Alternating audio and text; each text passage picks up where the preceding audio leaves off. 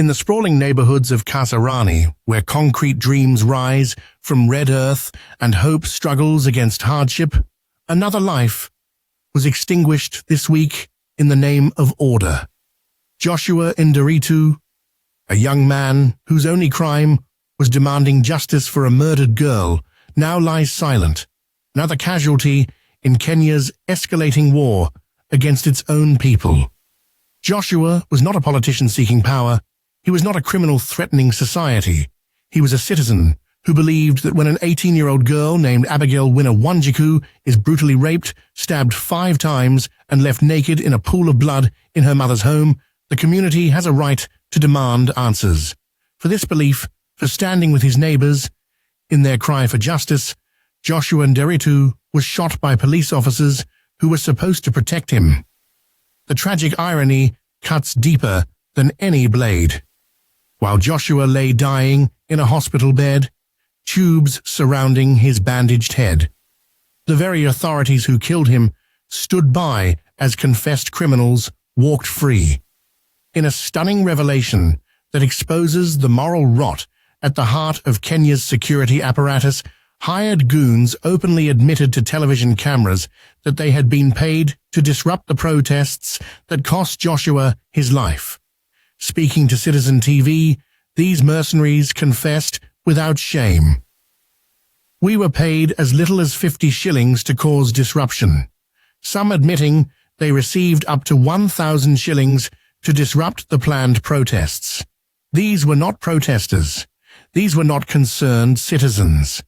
These were hired thugs, armed with knives and clubs, deployed specifically to create chaos and provide justification for the very police violence that killed Joshua Nderitu.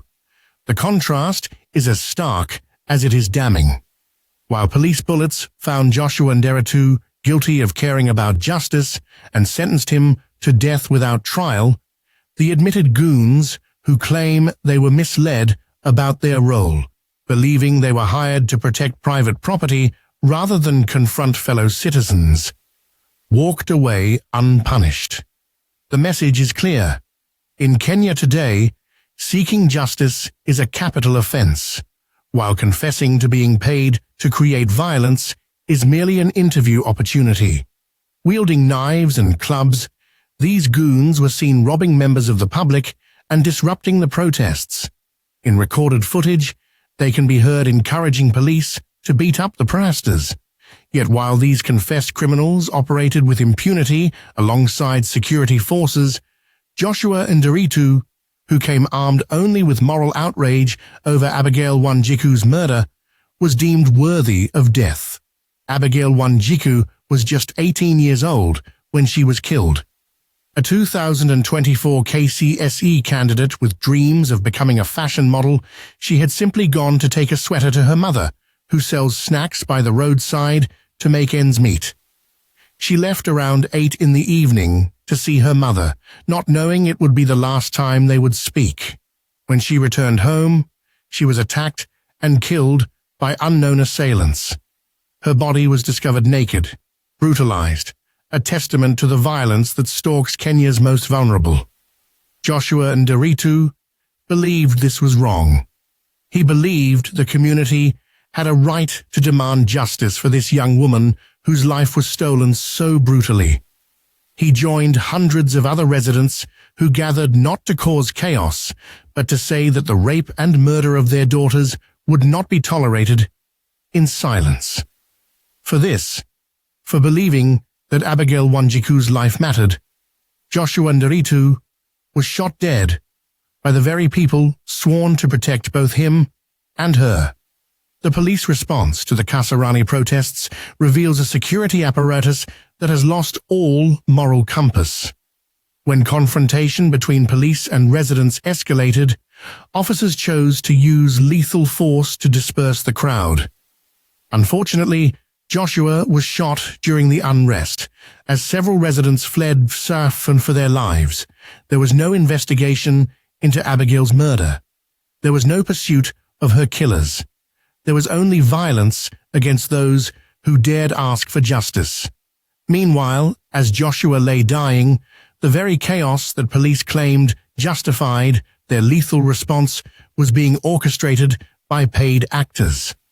Under duress, Goons confessed that the task was only explained to them upon arrival in the CBD, and what set the Goons apart from legitimate protesters was often their close interaction with police. The system had created its own justification for violence, hired its own enemies, and then used their presence as an excuse to kill genuine protesters like Joshua Nderitu. The moral bankruptcy is complete. In a functioning democracy, when an 18-year-old girl is raped and murdered, the police investigate and arrest the perpetrators.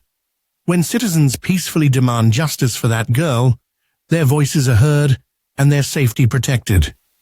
When criminals confess to being paid to create violence, they are arrested and prosecuted. None of this happened in Kasarani. Instead, the girl's killers remain free. The citizen who demanded justice is dead, and the confessed goons who created chaos are giving interviews. Joshua Nderitu joins a growing list of Kenyans whose greatest crime was believing in justice. Like Albert Ojwang before him, like the mask vendor shot point blank on Moi Avenue, like countless others whose names we may never know, Joshua dared to believe that ordinary citizens have rights that must be respected. For this belief, he was executed by a state that has declared war on its own people while protecting those who confess to violence for pay. The citizens of Kasarani have been left with an impossible choice: remain silent while their daughters are murdered and their cries for justice are met with bullets, or continue to speak out, knowing that the very act of demanding accountability has become a death sentence. As one grieving citizen wrote, "Kenya has become a crime scene. It's becoming dangerous, and it feels like things are getting out of hand. The saddest part is that the people who are supposed to protect us are the ones killing us. Who do we run to?" This is the question that haunts Kenya tonight. Who do we run to when the protectors have become the predators? When justice is met with bullets? When confessed criminals walk free while those who demand accountability are shot dead? When the very people hired to create chaos are rewarded with media interviews while those who seek peace are rewarded with graves? Joshua Nderitu's death is not just a tragedy, it is a revelation. It reveals a system so corrupt that it pays for its own violence and then uses that violence to justify more violence. It reveals a security apparatus so morally bankrupt that it shoots citizens demanding justice for rape victims while protecting those who confess to being paid to create chaos. It reveals a state that has abandoned any pretense of serving its people and now exists solely to perpetuate its own power through fear and violence. As we remember Joshua Nderitu, we must also remember Abigael Wanjiku, the young woman whose rape and murder started this chain of tragedy. Both are victims of the same system. One killed by criminals who remain free, the other killed by police who remain unpunished. Both died because they lived in a Kenya where justice has become the enemy of the state. Their deaths demand more than mourning. They demand a reckoning. They demand accountability. They demand a Kenya where 18-year-old girls can walk safely to their mothers without fear of rape and murder, and where citizens can demand justice for those girls without fear of police bullets. Until that Kenya exists, every death like Joshua's and Abigail's stands as an indictment of our collective failure. Until that Kenya exists, we remain complicit in a system that rewards violence and punishes those who dare to dream of something better.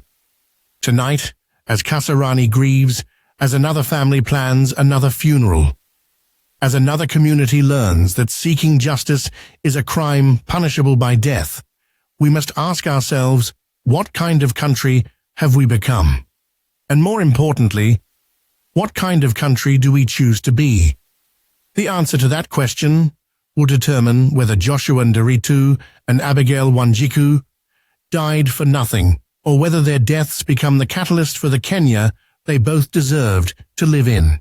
A Kenya where justice is not a death sentence, where protecting the innocent is not a crime, and where the people sworn to serve and protect actually do both.